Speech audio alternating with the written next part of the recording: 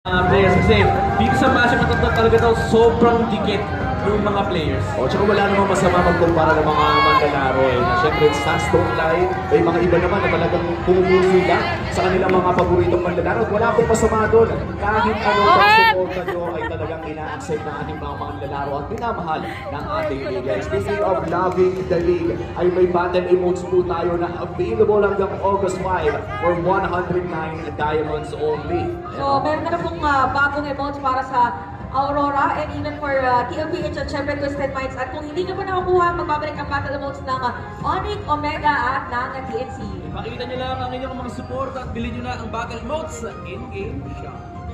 Ang daming mga magagandang mga emotes dyan. And Midnight, Chantel, ito na yun, gagamitin natin yung Black Cards para mag-predict. Pero sa totoo lang, ang gusto kong iangat ay dalawa, no? Dalawa na lang. Pero ito na lang tanong, para naman may maitanong pa rin tayo. Ilang games gusto nyong makita sa napakagandang laban na to?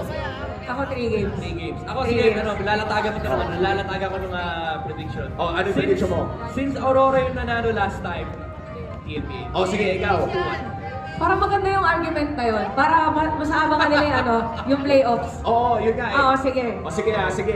Para yung ban sa ano na. Para lumabas yung remote ng Aurora, ay kukunin ko na rin yung Aurora. Pero magkikita pa po ang TNPG ito. Again, 109 diamonds lamang ay pwede nyo nang kunin sa shop. Parehas nakakaasar ang dalawang to. Oo. Kaya yan ang mga gusto namin. Next time, kapag next season meron tayong mga bagong emotes, please, kung nakakasar naman.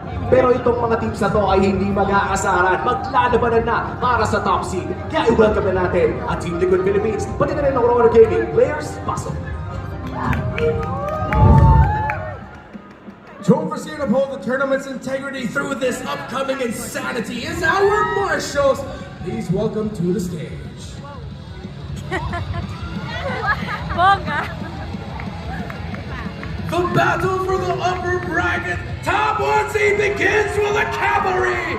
Team Liquid Philippines. In the EXP lane, Sanford. In the jungle, Carl Tise.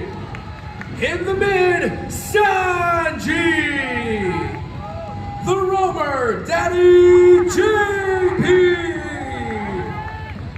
And in the gold lane,